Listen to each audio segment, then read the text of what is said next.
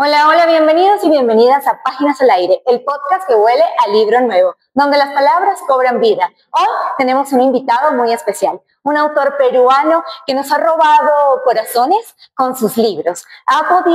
Es un versátil de la literatura latinoamericana y ha escrito a través de la política, de la historia, de la memoria y del humor obras increíbles. Con nosotros, Santiago Roncaviolo, bienvenido a Páginas al Aire, al Ecuador y a Librería Española. Hola, muchas gracias por la invitación. Encantado de estar aquí. Gracias, Santiago. A ver, para comenzar vamos a hacer un pequeño juego, una dinámica que se llama verdad o mentira. Te voy a dar 3 afirmaciones y tú me dirás qué es verdad, qué es mentira.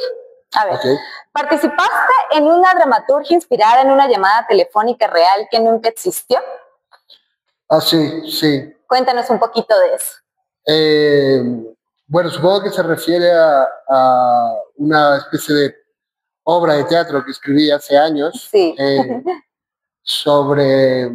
Bueno, yo escribo cosas muy thriller, cosas que hablan mucho de miedo y de gente que empieza a perder el control de sí misma. Okay. Y no hay nada que te convierta tanto en un monstruo como lidiar con una compañía telefónica cuando cuando solo te hablan máquinas, te va pasando de una máquina a otra.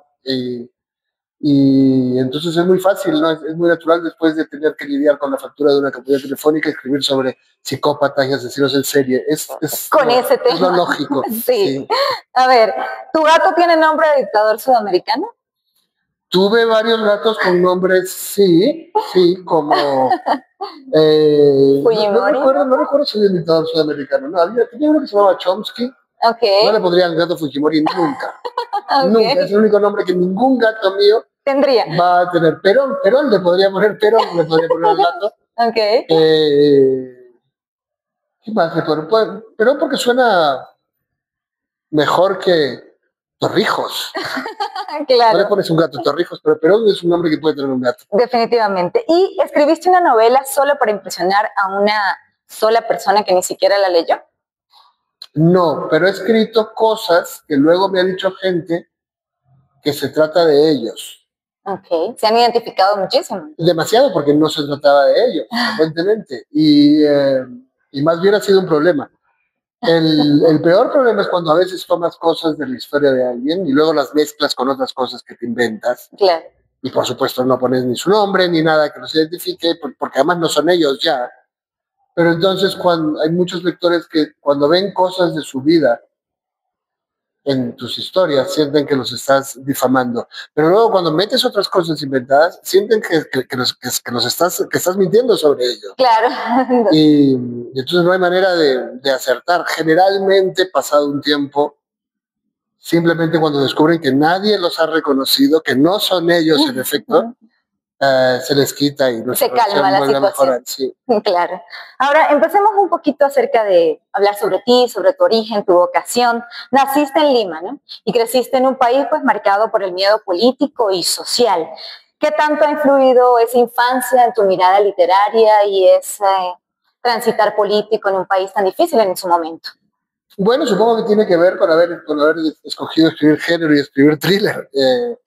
Mi vida cuando yo era chico incluía saber qué hacer en caso de bomba, escuchar las ventanas sacudirse por los bombazos, encontrar cadáveres por la calle, encontrar en el medio de un fuego cruzado. Entonces, la literatura que se escribía y que triunfaba de América Latina como el realismo mágico no se parecía a mi vida, ¿no? En mi vida no había nadie que tuviera cola de cerdo y luego salía volando del patio mientras lavaba la ropa.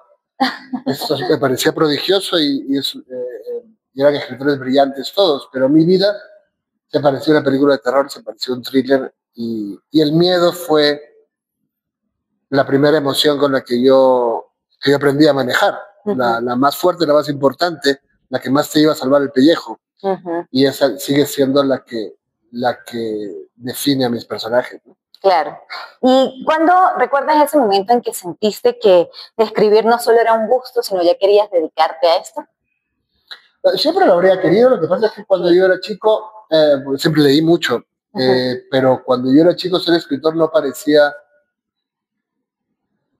accesible para un ser humano normal. Los escritores eran sea, no solamente que escribían obras gigantescas y ambiciosas de universos completamente únicos, sino que García Márquez viajaba con Fidel Castro, Mario Vargas era candidato a presidente, Carlos Fuentes cenaba con Clinton, y ser escritor parecía algo como sobrehumano, ¿no?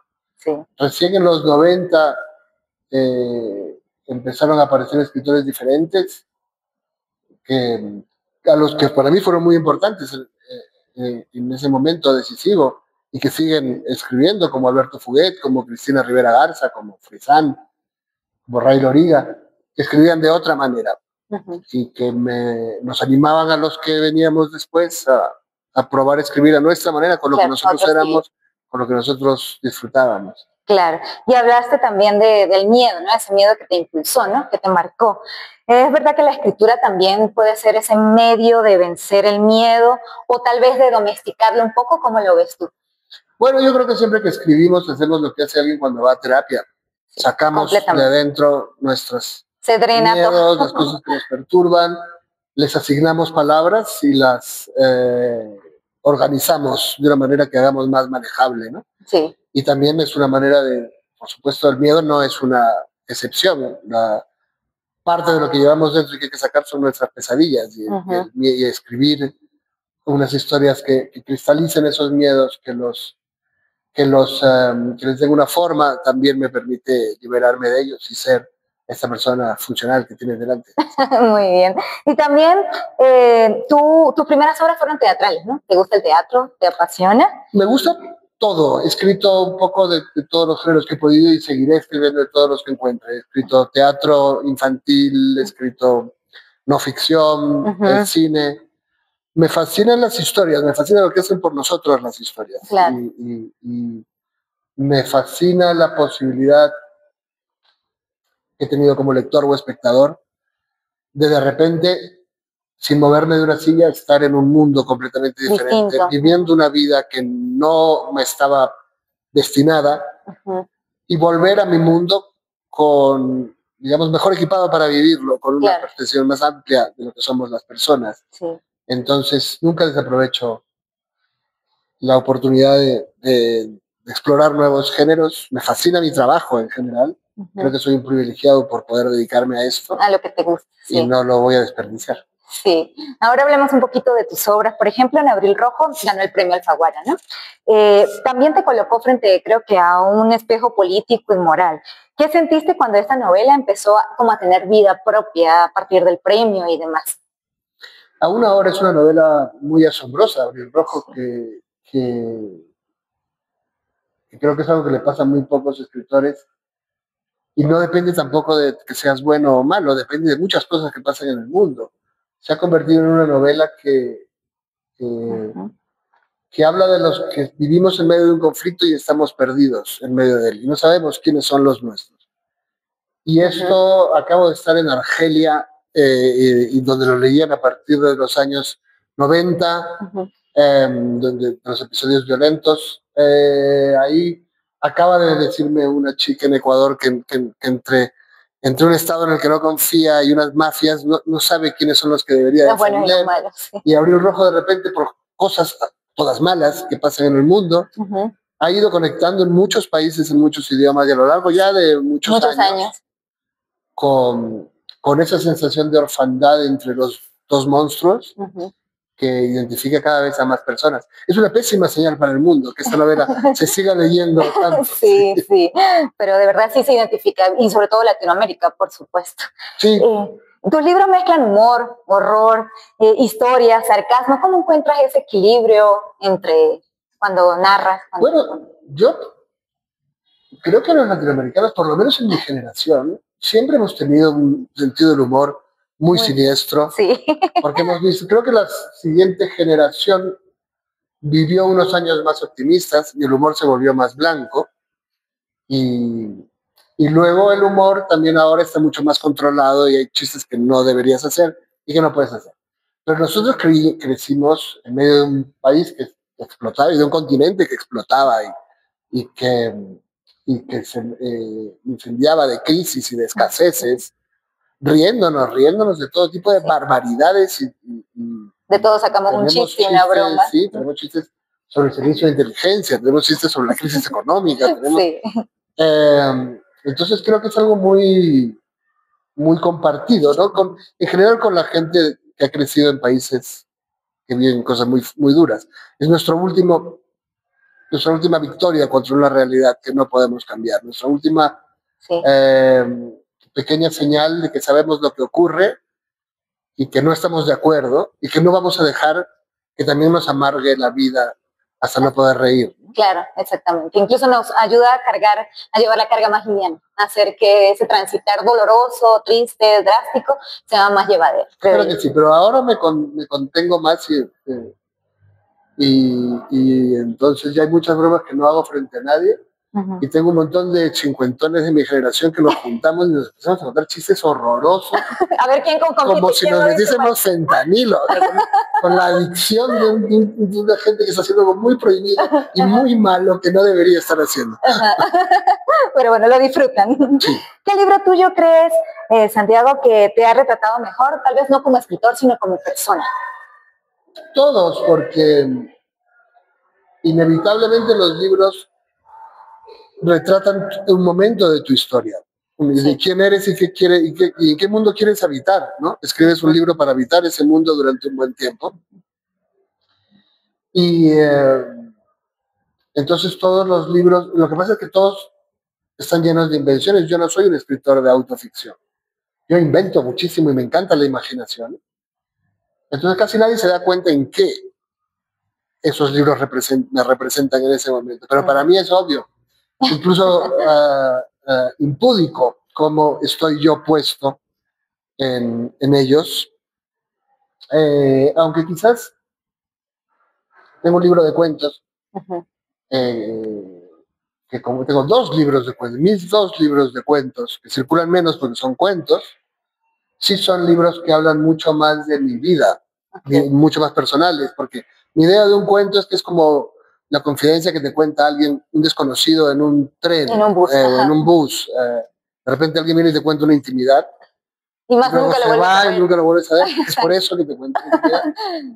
Y entonces esos libros sí están muy cerca de mi vida y leerlos sí me devuelve de una manera más directa cosas que pasaron, que he olvidado y que se habrían olvidado para siempre, que ya no existirían si no estuviesen escritas en algún lugar, ¿no? Claro. Así que les tengo un cariño especial. Claro, un corazoncito ahí guardadito. ¿Y qué te da miedo ahora, Santiago, después de haber escrito tanto sobre el miedo? ¿Qué le da miedo ahora a Santiago Roncalli? Cuando tienes hijos, ya todos tus miedos tienen que ver con tus hijos. ¿Con qué les pasa a ellos? ¿Qué mundo van a tener? ¿Qué pasa si salen una noche y dan... Sí, todos los escenarios catastróficos. Sí, porque además los padres nos estamos repitiendo esos escenarios catastróficos a cada minuto. Y de hecho mis libros han ido dejando de ser libros. Siempre habían tenido hijos buscando padres. Y más bien empiezan a tener padres asustados por sus hijos, ¿no? La paternidad cambia desde donde ves la vida también. Además, en mi caso, yo fui hijo en un país y padre en otro, a 10.000 kilómetros de ahí.